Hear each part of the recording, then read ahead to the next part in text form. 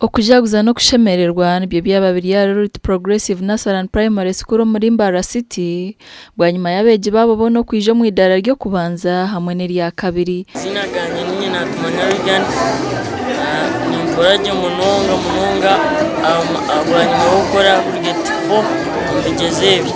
Sima administration y'ishomereri Root Progressive abo ku ekwatanise n'abashomesa bayo habo na charinga y'abana bitwa shomesaje reka batahamutiro murungi kwiyo maxezi mungi munonga estimate y'abasakora tuti ndahabwe nkwatanisa nungi eitwine n'abashomesa n'abazire n'aba neighbors twatanisa kurungi heza hange kitinisa ndututamwa amani nutukora mutindo.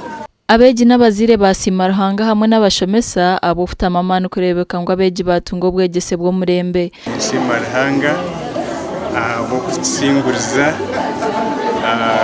kandi okishiza hambuzi Sima Ruhanga munonga. Cyo kubanzanywe n'imporera amashemererwa mingi munonga abo kusinga kwa bana bitu.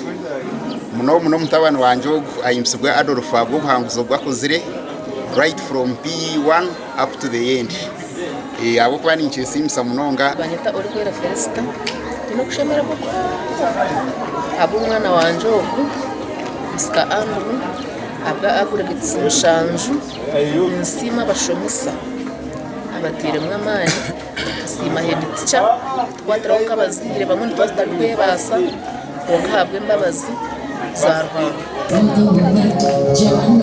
ababasha babazire no kubongera abana bakabashomesa kandi nsinshemero munonga rizoba kureba ngo dream yitu twagika transferting betaka chikozireho konka chikoziro itwishomereri we have abashomesa bona barify batende kibuge bakunda abana kandi babafa kandi nimpora okushemererwa agushomero ryitu erya Root Progressive nutsima Ruhanga abana bitu kukoraje munonga zimazi matura twino kusima kandi nsima director na staff ye bebare munonga abo kufayo kandi abana bitu bakakoraje. Ndi Anita Tukunda.